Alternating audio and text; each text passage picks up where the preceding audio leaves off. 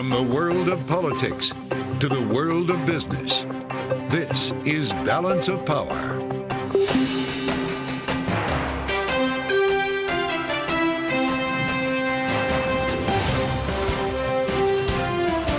Live from Washington, D.C.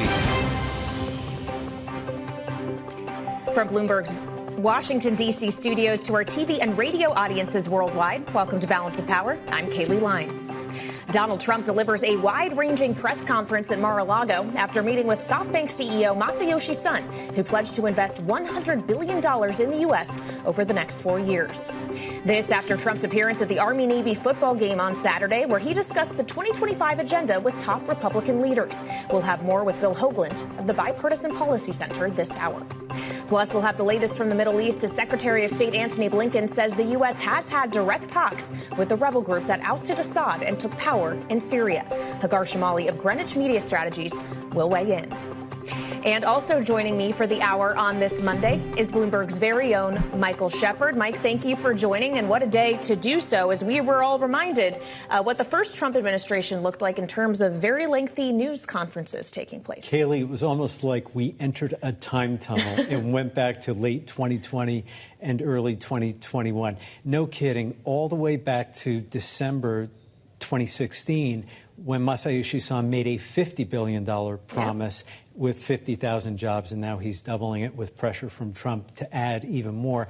And that was just the beginning. Trump went on to touch on so many different topics today. Yeah, he really did. But he did begin with that SoftBank investment. So let's listen to the words of the president-elect. Today, I'm thrilled to announce that SoftBank will be investing $100 billion in America, creating 100,000 American jobs at a minimum. And he's doing this because he feels very optimistic about our country since the election. Joining us now for more are Bloomberg's Laura Davison and Mike Dorning here with us around the table in our Washington, D.C. studio. So welcome to you both. Laura, Masayoshi Son, of course, just the latest tech executive to come to Mar-a-Lago. There will be even more this week as Jeff Bezos is getting ready to make a visit. And Donald Trump today in this news conference, yes, touted that investment, but also talked about how all these guys want to be his friend this term when everybody was fighting in his first one. Yes, this was really sort of one of the key takeaways from this press conference of, he said, look, everyone's to come down. He said, he's having dinner with everybody, essentially. He said all the top executive, all the top bankers are calling him and want to come down and meet with him. And you really see this as sort of a strategy shift. In the first term, people sent their lobbyists, their government affairs team to meet with Trump's government affairs team. That's not how Trump does business. He wants to sit down with the top executive. And a lot of these are stars in and of themselves. Jeff Bezos, Tim Cook, people who are names, and Trump likes to meet with them face to face. One thing we saw and can remember from the first Trump administration is that we saw a lot of deals promised and yet maybe not fulfilled. Deals also that maybe had already been cut but were repackaged for the then president. Are we seeing a taste of this now? What do we know about this SoftBank deal and how it came together and why they decided to unveil it today? There's a lot of uncertainty whether, SoftBank can really fulfill this. One, they've already made some pledges, so this could be sort of that repackaging. But also, if you just look at their bank accounts, they only have about $25 billion cash and cash equivalents on hand right now. That's just a quarter of, what they've pledged of this $100 billion. That is over 4 years. But again, there's still a lot of questions of, are they actually going to come through and be able to invest this? They pledged this $50 billion in the Trump term. They did spend some of that, but a lot of those were deals that went sour, or, for example, WeWork. I also want to talk about TikTok, because Trump was asked about this in the press conference today by our very own Akayla Gardner, whether or not he would stop the ban, which I would remind everyone is set to take effect in January if TikTok doesn't sell its U.S. operation. This was what the president-elect said. We'll take a look at TikTok. I have a warm spot in my heart for TikTok because I won youth by 34 points.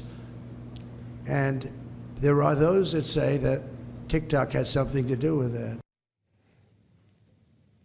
He did not win the youth vote, we should point out, Mike, but it does seem he's making the point that he knows if TikTok goes away, it might be a problem for young voters. TikTok today asked the Supreme Court to block this ban, but is there anything, considering this was a law passed by both chambers of Congress and signed, that Trump can really do to stop this? There are ways that he can stop this, but the ban technically takes effect the day before he becomes president, so there would probably be at least some temporary interruption. It doesn't look like any court's going to step in, but there are ways that the president has of executing the law that can help TikTok. Mike, I wanted to follow up on that because Donald Trump is coming to office with a very hawkish agenda when it comes to China. And he has put into his cabinet two people who voted for and really helped to push that legislation through Congress. And I'm talking about his National Security Advisor, Mike Waltz, and his Secretary of State, Marco Rubio, both of whom identified a national security risk from TikTok. How will he be able to steer them in a different direction, or perhaps vice versa?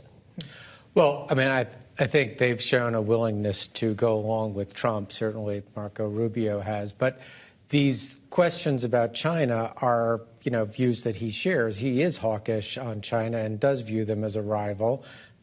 We don't know how he's going to decide. We know that he's a kind of a improvisational leader who does tend to make decisions on the go, listening to both sides and coming down one way.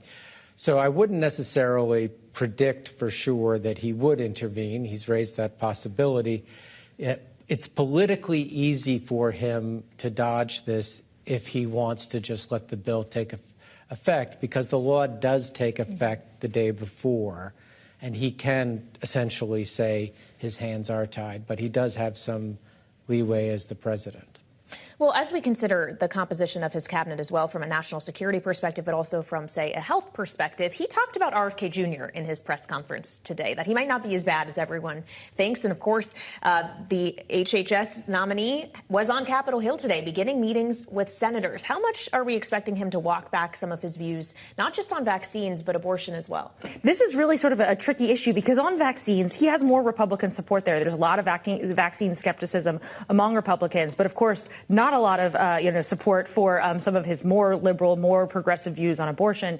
So we're anticipate to see some shifting there, and even meeting by meeting, we'll probably see the phrasing and the emphasis on certain issues vary. We really saw this with Hegseth. Suddenly after he in a podcast episode just before he was named, he said no women in combat roles, and suddenly now he's open to that. So as each of these, particularly these more controversial nominees, you'll see them kind of chameleon themselves to kind of wiggle their way to make sure that they get the 51 votes they need to pass Senate confirmation.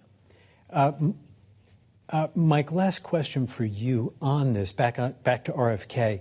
What sort of reception do we know he's gotten so far on Capitol Hill? Have we gotten any reading from lawmakers who have met with him today? We haven't gotten a reading from lawmakers today. He's just starting those meetings. They're just coming back late in the day.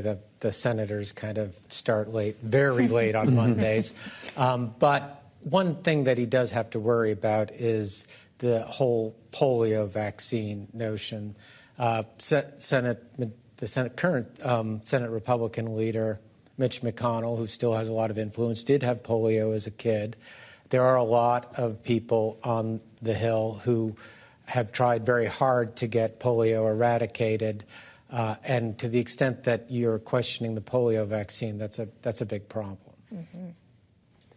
Bloomberg's Laura Davison and Mike Dorning, thank you so much for all your insights.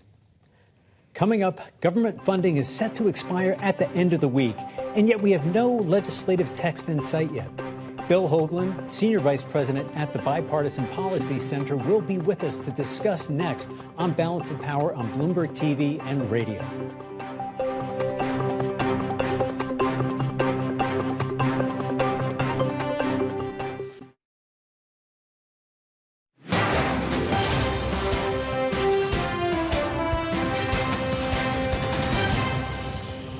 I don't expect to see the debt ceiling attached to the CR. They can't do the debt ceiling politically until they absolutely have to, and I don't think negotiations with Democrats are going to bear fruit on that front.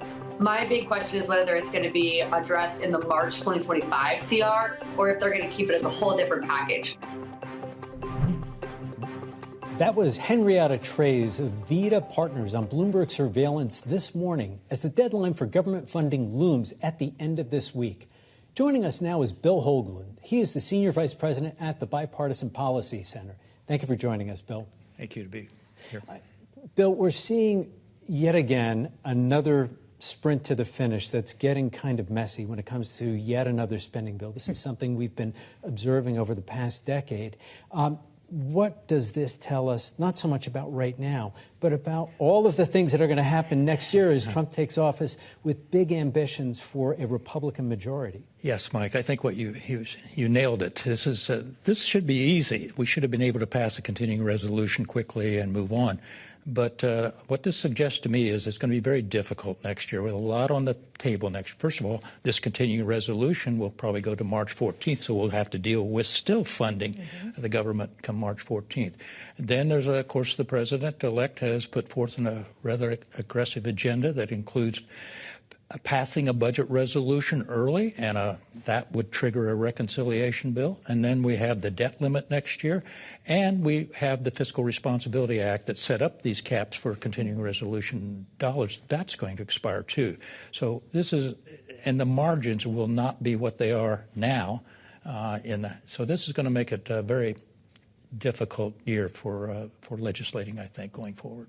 So why then advocate for two different reconciliation packages? If it's going to be that hard to be able to count every vote and get these things done, as Jason Smith, the chair of the House Ways and Means Committee, has said, I know how to count votes, and you have to include tax in whatever border and energy bill Donald Trump and John Thune seem to want to do first. Walk us through this logic. Well, Kaylee, we've done this before. When the Trump administration came in 2017, quite frankly, when the Biden administration came in, we did not have a budget resolution in effect for that current years. So this is very similar to what happened back in 2017 with the Trump administration, where we passed a budget resolution for fiscal year 27 quickly.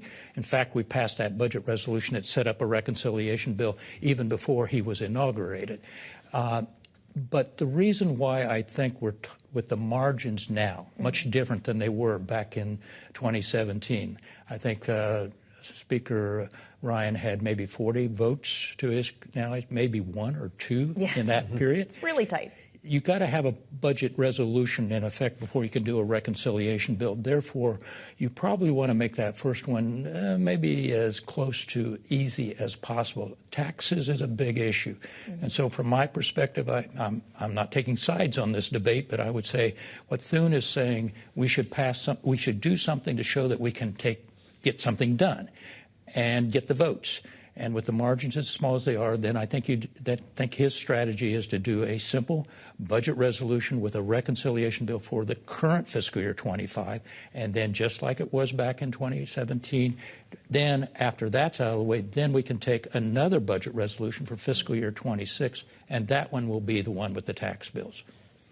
Bill, how does waiting on the debt ceiling complicate matters for this Congress? If you're putting yourself in Mike Johnson or John Thune's shoes, you will then have to add that to already a complicated mix of policies. I think, Mike, you're absolutely correct. If I was advising, and I'm not, if I was advising, I'd say, when you're doing this little budget resolution that you think you've got the Republican support behind in a reconciliation bill, you can reconcile the debt limit.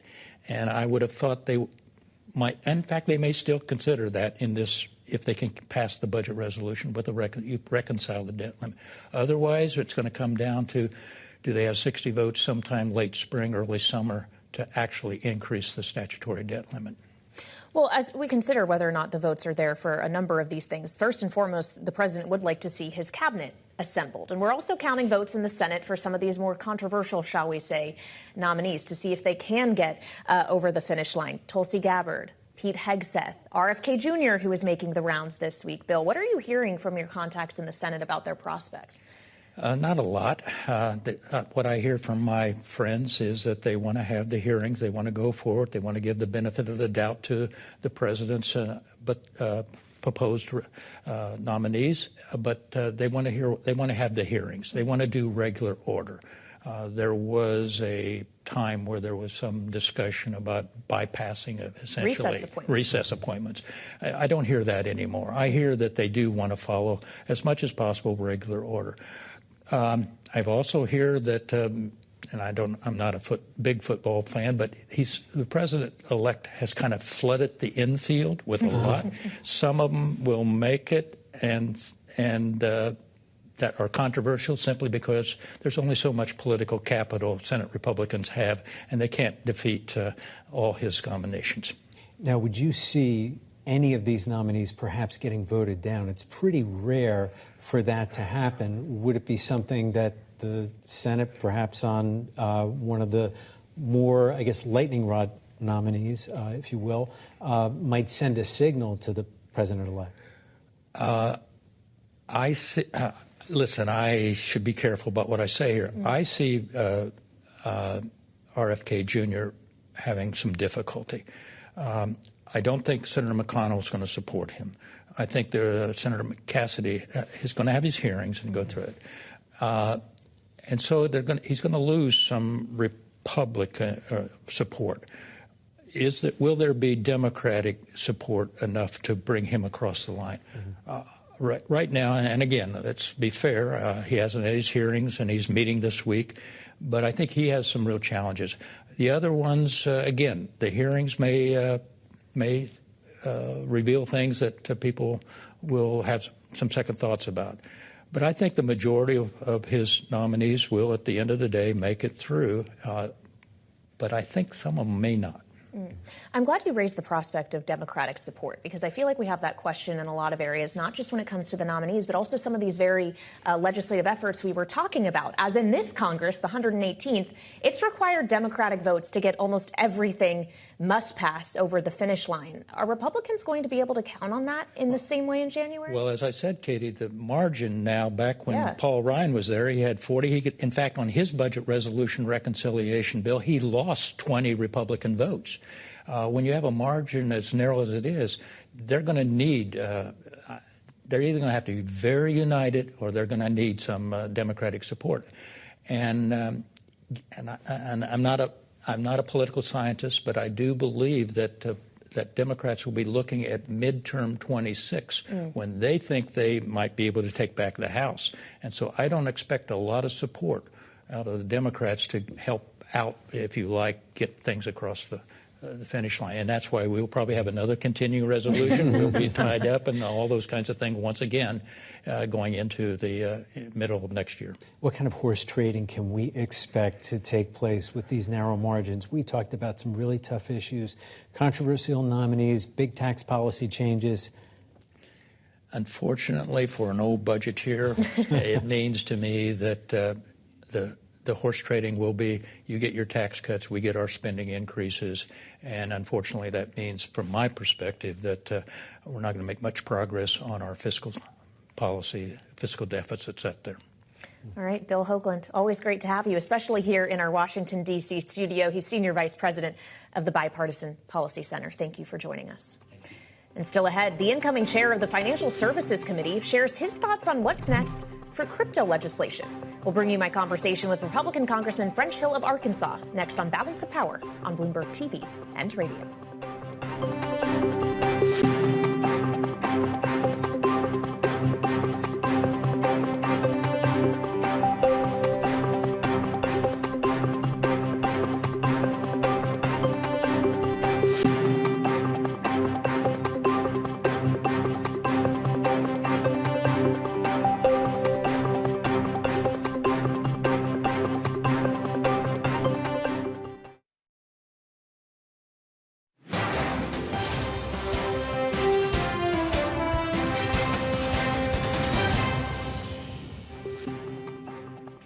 This is Balance of Power on Bloomberg TV and radio. Earlier today, on the early edition of the program, I spoke with Republican Congressman French Hill of Arkansas. He's the incoming chair of the House Financial Services Committee, and we discussed his priorities for the committee next year, including future crypto legislation. Here's a piece of our conversation. We don't have a learning curve here. We can take the lessons that we learned in the 118th Congress by producing FIT, which was a bill that got 71 Democratic votes here in the House, and the work that Chairman McHenry did with Ranking Member Maxine Waters on a stablecoin bill. Both those will be priorities coming into the new Congress. We want to work with the Trump administration and Senate Banking Committee Chairman Tim Scott and try to get all of us on the same page as to how do we proceed in the 119th. We've got new interest in the Senate. Bill Hagerty of Tennessee introduced his own bill in and around digital assets just before the election. Well, so when we consider, though, the actual market structure questions here, obviously when FIT 21 was passed, Gary Gensler was the chair of the SEC, as he is now. That will be changing in the new administration. Presumably it will be Paul Atkins. And I wonder if you're more comfortable with the SEC having greater authority over crypto compared to the CFTC under that kind of regime, if it's no longer going to be Gary Gensler at the helm. Well, we didn't draft the FIT 21 legislation because Gary Gensler was the chairman of the SEC. We drafted it because we thought there needed to be clear, transparent, fit-for-purpose rules of the road for digital asset companies so that tokens that are on a decentralized functioning blockchain are treated differently. They're not treated as securities, and we put that in law and defined exactly how to do it. And I think that's still important for the SEC under President Trump and Paul Atkins as the chairman-elect, because there's some things you can do by exemptive relief at the SEC, but there are other things that you actually need statutory work for. We're prepared to work with the new chairman, the new commission, but permanent changes come from making legal changes, not just doing exemptive relief at the commission. So I prefer a legislative solution, but I want to work with the chairman and see how we can work together. You can find my full conversation with Republican Congressman French Hill of Arkansas, the incoming House Financial Services Chair, online or on the terminal. And of course, the work that he wants to accomplish with crypto won't just be limited to Congress itself, as you have now a crypto czar coming in David Sachs and others, including Paul Atkins, who we were talking about, that will help shape this. You will have a lot of people helping him. And what was interesting in your conversation with him is his desire to make sure Congress got to put its stamp on the process and that it is not simply outsourced to the agencies. And that's been one of their big concerns. They see administrative action as maybe helpful, but only up to a point. I think that was something he said. Another thing that struck me during the conversation was just how he sees this as, look, crypto and fintech, they're here to stay. And the administrative apparatus and legislation need to adjust accordingly and catch up. Yeah, so it'll be interesting to see how quickly they can move on this, especially given the conversation we were just having with Bill Hoagland about how long the to-do list for early in the Trump administration and the 119th Congress is. Where's crypto legislation going to fall? So we'll continue to keep in touch with the incoming chairman. And still ahead, we'll turn to the latest in the Middle East, Syria specifically, with Hagar Chemali. She's founder and CEO of Greenwich Media Strategies and former director for Syria and Lebanon at the National Security Council. And she joins us next on Balance of Power on Bloomberg TV and radio.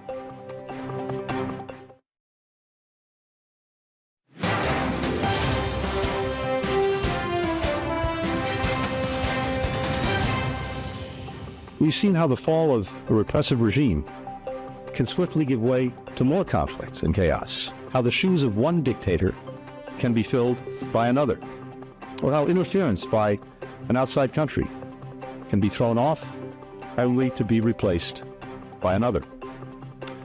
That's why it's so important that we and our partners came together today to agree on principles that will guide our efforts to help the Syrian people meet these challenges and build the inclusive, non-sectarian, peaceful, and sovereign state that they want. Our message to the Syrian people is this: we want them to succeed, and we're prepared to help them do so. Secretary of State Antony Blinken speaking from Jordan over the weekend after confirming the U.S. has had direct contact with HTS, the rebel group that ousted Bashar al-Assad in Syria. Joining us now for more here on Bloomberg TV and radio is Hagar Chemali. She's founder and CEO of Greenwich Media Strategies and former director for Syria and Lebanon at the National Security Council. Hagar, thanks for coming back. We last spoke a week ago when Assad had just fallen. HTS has now been in power in this transitional government for about a week. Based on what we're seeing so far, do you think HTS can deliver on these principles that the U.S. and other allies have outlined? Well, it's still a bit too soon to know, to be honest with you. I mean, we want to see Mohammed al-Julani, his real name now that he's taken back, called Ahmed al-Shara. That the previous one is his nom de guerre, the name he took when he was joined Al-Qaeda. And we have to see his actions backed up by the words that he's delivered, right? So far he's saying all the right things. He is saying that he wants peaceful international relations. He's ditched the jihadist look, frankly, and he's now donning a suit and no more wearing combat boots, for example. He's literally reinventing his entire look and name. And he's saying that he wants to work with others to set up for elections. He wants to protect minorities and so on. But it's too soon yet to see if that will really play out. There are some things that have been a little bit concerning. For example, the prime minister that he has appointed to take control for this caretaker government, if you will, was seen standing in front of the Syrian flag that was used during the protest, and a flag that if you will, evokes a very strong Islamist ethos. And something that is typically used by, for example, was used by Hayat Tahrir al-Sham, the rebel group, but also other Islamist militia groups. And that is scary to certain minorities. So minorities are not totally sure. And you have also countries around the world, like the United States, the UK, and others, saying that it might be too soon to withdraw the terrorist designation of this group because they are all waiting to see if Mohammed al-Jolani or Ahmed al-Shara actually delivers through on his promises. Hagar, a question for you on the process and how it will be affected by the change of power here in Washington. We're not just seeing a change of power in Syria, we're going to have a transition here in Washington. And we've heard the president-elect, Donald Trump, say that Syria may not be as high on the list of national security priorities. Where does this take us after January 20th?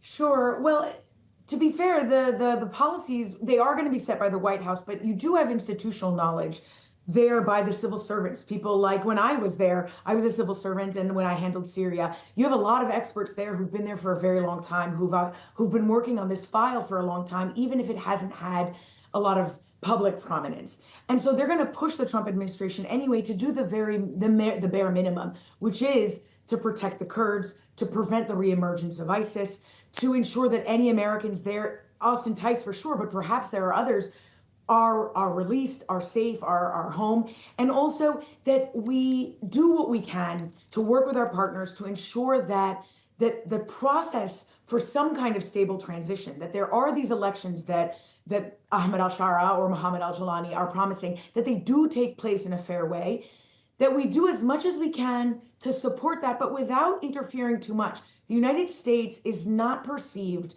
in a very positive light at the moment in Syria, and it hasn't since the beginning of the Syrian civil war in 2011, and that's because the U.S. took a little bit of a hands-off approach with Syria. We weren't quote unquote leading; we were leading by behind, which was the common expression you heard on this issue. And so there's a little bit animosity there, a little bit some grievances about how the U.S. and Europe handled Syria when you had these atrocities taking place and the slaughter of civilians. And so we need to tread very carefully, and Trump knows that, and Biden knows that as well. So we have to do as much as we can to try and support this, but also not act too quickly, because, like I said, our interference is not going to be very welcomed in Syria. Well, certainly the U.S. has been, if not interfering, involved in much in the Middle East, including advocating repeatedly over the course of many months now for a ceasefire between Israel and Hamas. And earlier today, Matthew Miller, a spokesperson for the State Department, had this to say about the likelihood of an agreement, given everything we've seen go on over the last week. We are pushing as hard as we know how to do at this point, and we believe we can get to a deal. But again, it remains incumbent on Hamas and Israel agreeing to those final terms and getting it over the line. And I can't in good conscience stand here and tell you that that's going to happen, but it should happen. Are we getting warmer, closer, Hagar? We're definitely getting warmer, but as to whether or not this deal will happen in the next few days, or the way it's being communicated, or by the time Trump takes office, is impossible to say, as it was, by the way, for every other time that we were very close to a deal. The reason that it feels warmer, that the reason for the optimism, is because Hamas has never been more isolated. Not only have they been completely decimated over a year, but with the fall of Bashar al-Assad, it has put things in a stark reality for them in a way that wasn't the case perhaps even a few months ago, where now you've got Hezbollah has been decapitated and decimated. Iran is literally on the defense, not only because it's been attacked, but because its defense systems have been attacked by Israel.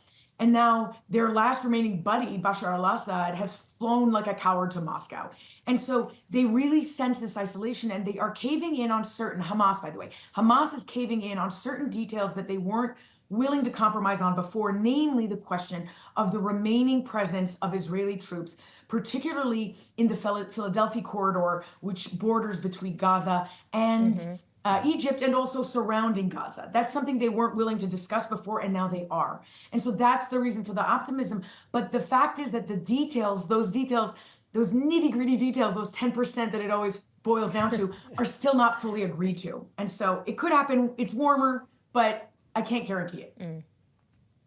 Hagar, we wanted to shift gears a little bit now. Earlier today, during his news conference, Donald Trump had this to say about the drones that have been spotted across the East Coast. Our military knows where they took off from. If it's a garage, they can go right into that garage. They know where it came from and where it went. And for some reason, they don't want to comment. I can't imagine it's the enemy, because if it was the enemy, they'd blast it out. Even if they were late, they'd blast it. Something strange is going on. For some reason, they don't want to tell the people, and they should, because the people are really, I mean, they happen to be over Bedminster. Will you shoot them down? They're very close to Bedminster. I think maybe I won't spend the weekend in Bedminster. I've decided to cancel my trip. Hagar, so what are we to make of this story about the drones? It really is one that's not only not going away, but really taking hold in the public imagination, and certainly for the president-elect. Sure. You know what's so fascinating about what President-elect Trump said is that he's communicating what many Americans, especially in the Northeast, are feeling, which is this utter confusion and frustration at the U.S. government that they're saying they don't know where these are coming from, and that there's no action taken after them. Now, I cannot at all verify when he says that the U.S. government knows, but that they're unwilling to share that information. I cannot verify that at all. He is briefed on intelligence in the run-up to him taking office in January. So I will say that. I don't know if he's been briefed with specific intelligence that he's sharing publicly that others aren't. That said, there's an important point here, and that's that this has been going on for a year now. You had also a series of drones that were hovering around a military base in Virginia for 17 days straight, and it didn't get much press attention. And now it's getting more press attention, which is great, because the American public deserves to know what these are. The U.S. government, regarding the drones a year ago and these drones now, are saying that they don't know where they are, but they claim that for sure it's not a foreign adversary. I don't know how they can be so sure it's a foreign adversary if they also don't know where it's coming from. But as a former government official, I want to be inclined, of course, to believe them, because they're not saying that they cannot confirm or deny. Usually when they know but they don't want to say, they say they can neither confirm nor deny. Now, that's still a major problem, because whether it's a foreign adversary or a punk in a garage, this is a massive national security threat, because they're communicating to foreign adversaries around the world that they could send drones here, and that we may not know where they're from. We don't have the technologies apparently to do it. And by the way, most importantly, we don't have the laws apparently to shoot them down unless they pose a, quote, direct imminent threat. Well, personally, I would argue that if any drone is collecting intelligence or shows that it can fly over these naval bases or military infrastructure, that does pose an imminent threat, because eventually it communicates to somebody that they can hover around and and perhaps take action, and we won't know where it's coming from. The bottom line is that they need to get the technology to assert this. They need to be very transparent with the American public. And while this is above my pay grade, I believe that they should declare at least one of these drones a threat and shoot it down, so that they send that very strong message to foreign adversaries around the world. But again, way above my pay grade. Well, that was a message certainly echoed by the president-elect and even the New York City Police Department earlier today. Hagar Chemali, founder and CEO of Greenwich Media Strategies and former director for Syria and Lebanon at the National Security Council. Thank you for joining us. Coming up, RFK Jr. began his meetings on Capitol Hill with the senators who will vote on his nomination for HHS Secretary. Our signature panel joins us next on Balance of Power on Bloomberg TV and radio.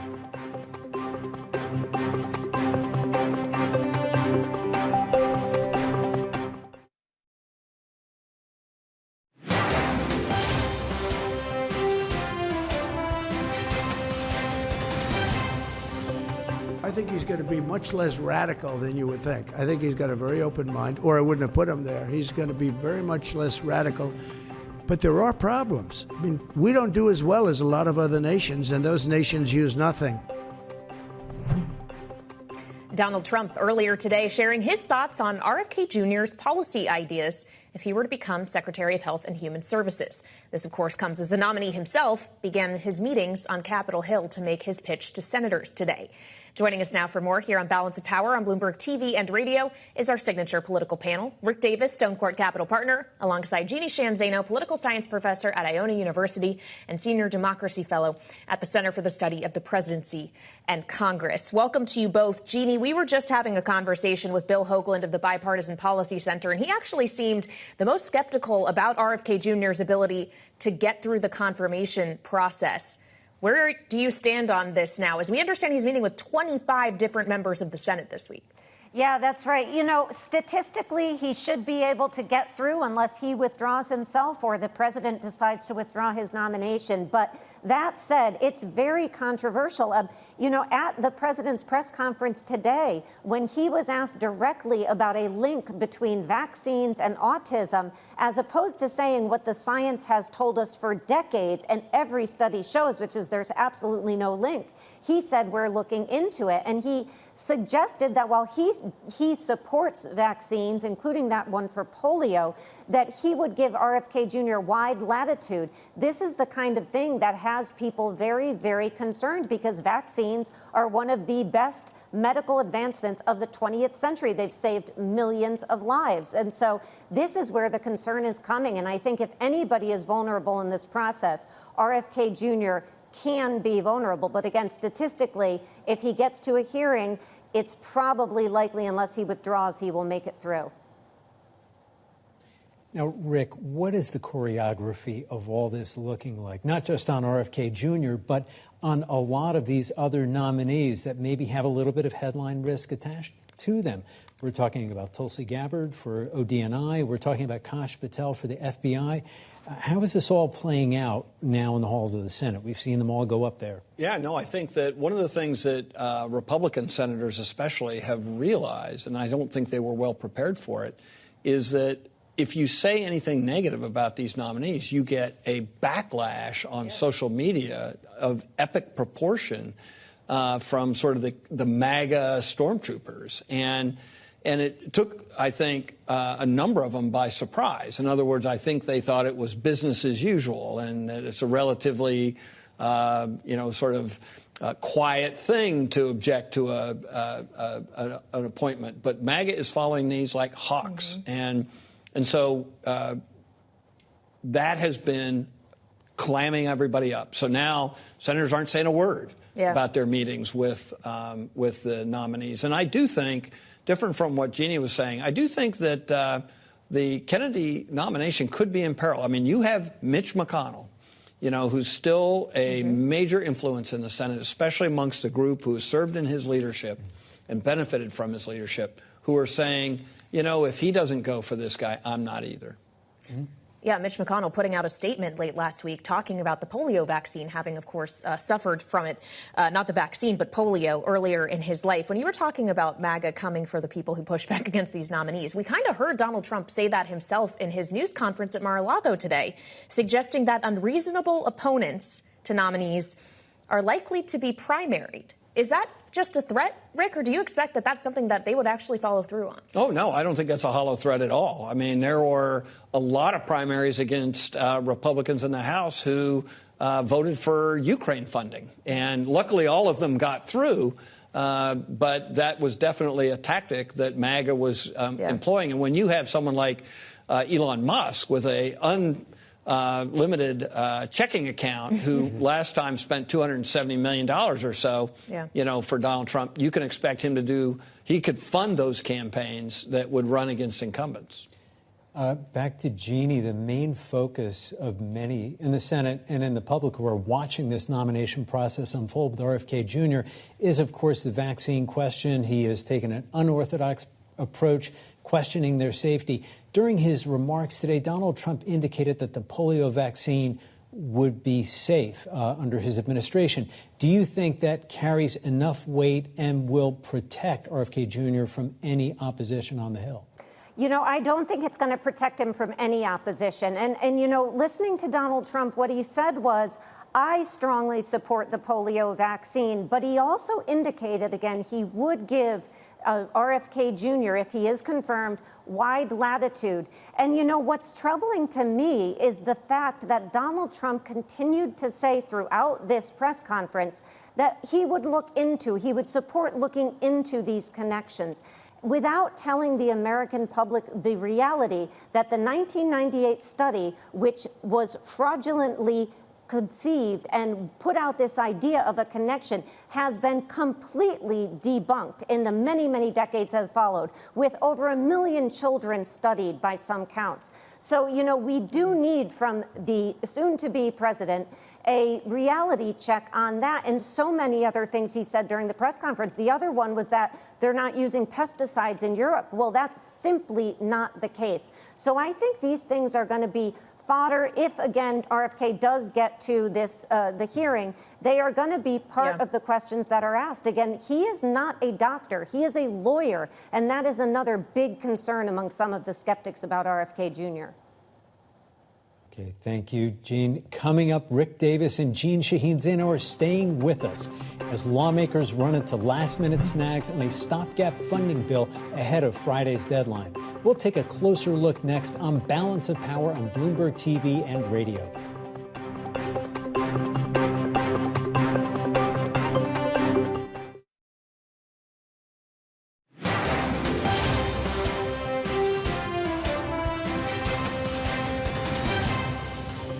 The real issue is that the continuing resolution be done at the Fiscal Responsibility Act levels. This is the agreement. I think the Speaker's done an outstanding job negotiating that.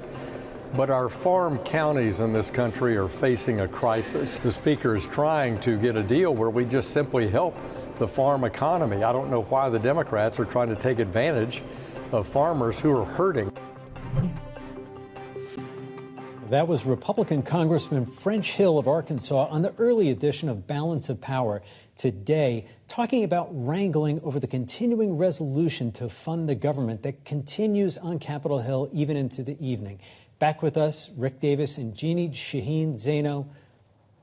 Rick, I want to go to you first to ask whether we're going to see a lot of corners cut as we get toward the end of the week and the deadline gets nearer and they start getting a little more anxious. Yeah, I mean, I think they know sort of the program. They'll get through the 72-hour period. This was the key deal that French Hill was talking about, and that is, getting some assistance to farmers. Thank you. Republicans wanted it in. Democrats didn't disagree. Democrats said, hey, we'll take 10.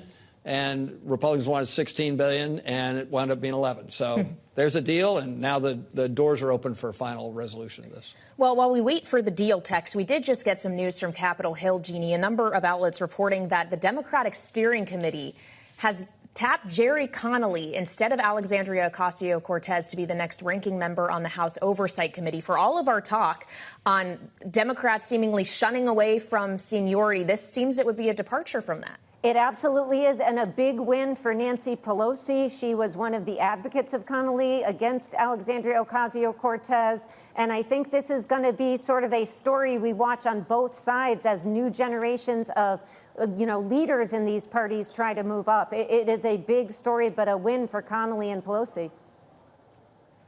All right, Jeannie Shaheen-Zeno and Rick Davis, our signature political panel, joining us to kick off this week on this Monday. Thank you both so much. And what a Monday it was, as we saw really the day begin at Mar-a-Lago with the $100 billion investment from Masayoshi Son, and ending the day at Mar-a-Lago apparently with a visit from the TikTok CEO, Shou Chew, meeting with Donald Trump. And he's got a case to make, not only before the Supreme Court, but for the court of opinion of one Donald J. Trump. Yep, that's absolutely right. All right, thanks for joining us here on Balance of Power.